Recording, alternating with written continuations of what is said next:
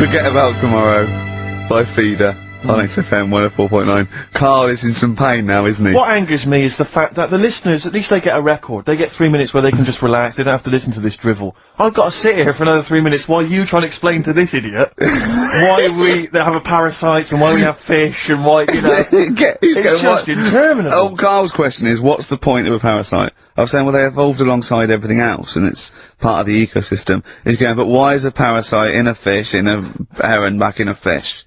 And I said, what's the point in anything, right, apart from the balance of the ecosystem that survives at any time? And then Steve went, Carl, you should have done this when you were in sixth form. Yeah. Questioning the point of life. Yeah, you should have had these existential questions, you know, when you were younger. Did you ever used to lay awake at night thinking, where did the universe end?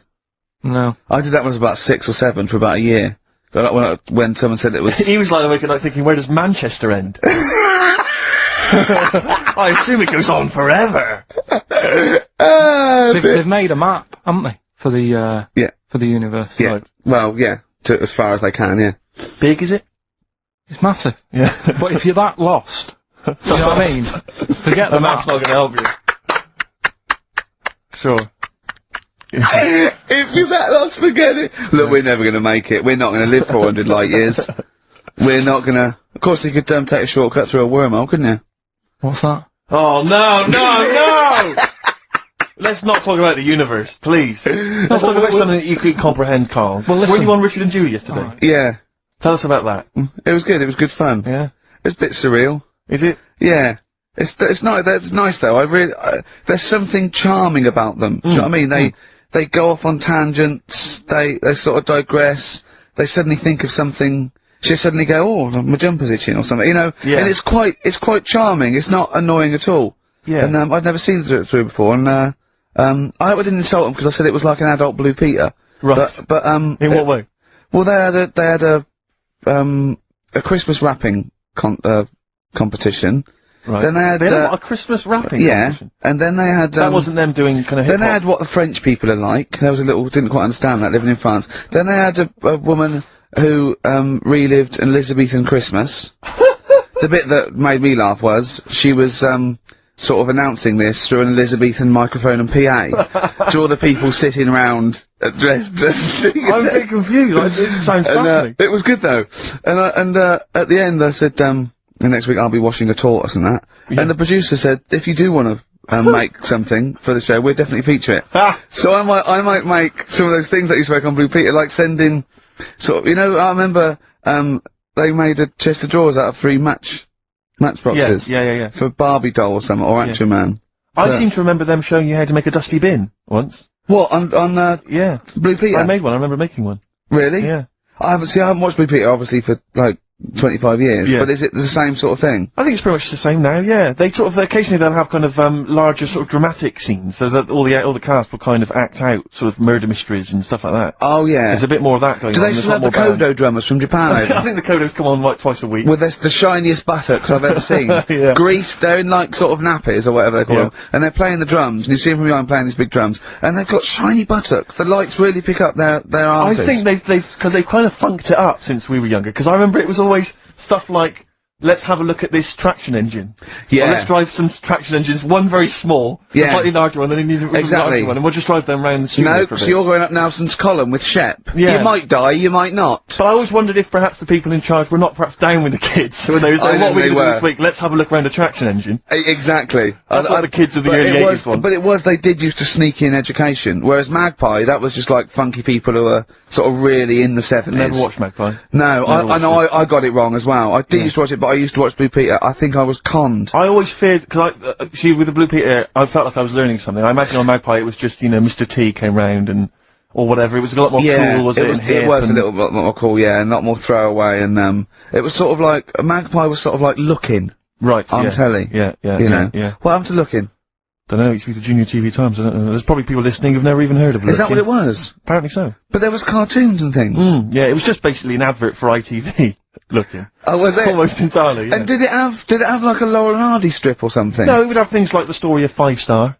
Really? And, is it like the ones in the News of the World? Not dissimilar. Brilliant. Yeah. Hey, I've had 5 kids. Next picture. Bought one of them a guitar. Yeah. Next one. We're at number 7. Yeah. Brilliant. Next week, Tina Turner. I love the fact that 5 Star is still touring. There's only 3 of them now. Really? They're still called 5 Star. Really? Mm. Yeah, I thought there was 4 Boney M's at one point. Tribute acts, that each one of them had a... And then there was a 5th, who was someone who wasn't the original member of one of the Boney M's, who set up a splinter group. It was ridiculous. Yeah. I don't know how many there are now. Yeah. I was thinking, what we should do on this show as well, is have a doctor. Right, Just sitting in the you're corner. worried about your health? No, just so when Carl says, why are your bollocks there? The doctor can now go, well, let's ask doctor. Right. And he goes, they're there because I know. And we need a Is vet Dr. as well. Spock's available? we need a doctor, probably a vet. Some sort of vet, or a naturalist would be good. And what else? Oh, and a physicist or something, or an astronomer. Mm-hmm. What do you think, Carl? I'd love that. Would you really? Yeah. Is there any doctors listening? Of course there are, as if a doctor would listen to this. If you are a doctor, I want a qualified doctor. I don't mean someone who's in their second year at medical school. We're not interested in that. Right, a qualified doctor, a GP, or any specialist, and you maybe want to contribute regularly, give us a call. Yeah. We'll even give you a special phone line and stuff. Yeah. Not for now, though. We're going to get a lot of mentalists, aren't I we? would adopt a nom de plume, an alternative, identity, because your patients are going to flee if they find out you listen to this. Exactly. What's the phone number, Carl?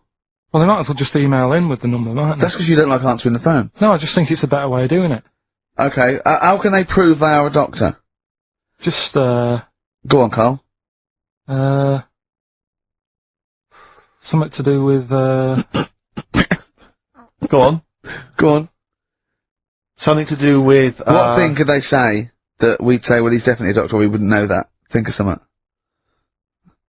well, Look I'm at not a doctor, so... We're on the radio, Carl! When we No. ask you a question, you've got to speak!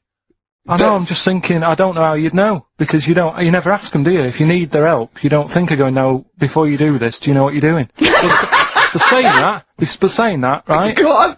Go on! Talking about this the other day. Yeah. Oh, what was it now? Listen, a fella, Play a no, listen. record. Do you want, alright, Alright, no, come on, alright, he's got it now. Go on. This fella goes Yeah. to the doctors, Yeah. right? Oh, right, okay. Right, if this is in any way apocryphal, stupid, illogical, impossible, right, you are never, ever speaking again on radio. So make sure this is at least possible. I'll tell you what, I'll even give you improbable, but possible. So if there's anything that breaks the laws of the universe, or logic, okay, that's all you have to avoid. On you go. Right, so this fella, right, he goes to the doctors because he's got earache. Right. Okay, if a chimp's living in his brain, that he Go go on. So he's got earache, he's sat in the waiting room and his ear's all bunged up and it's hurting a lot and what have you. So the doctor comes out and he goes, right? And because his ear's all bunged up, he doesn't hear it that well, right? So he thinks it must have been me, right? So he wanders in. Keep going.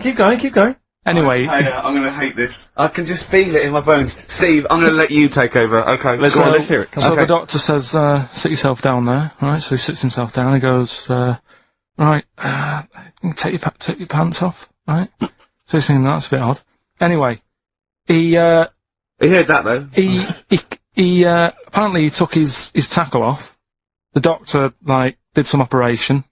What, there in the waiting room? No, in his office. In his office, yeah. What? Wait, so he removed what? His genitals? Yeah. In his office? Why, Carl? Because he hadn't called him in. Oh, he's calling the bloke who wanted his testicles taken off, and he didn't hear it. What? So the doctor went out and said, Mr. Jones, who's here to whip off your cock and balls, just here and now, right? Bloke comes in, didn't it? It must have been me. So the bloke who wanted his balls taken off didn't say, oh, I think he said me. So he didn't interrupt then. So the bloke goes in, he starts taking his testicles off, and he doesn't say, I'm here for me.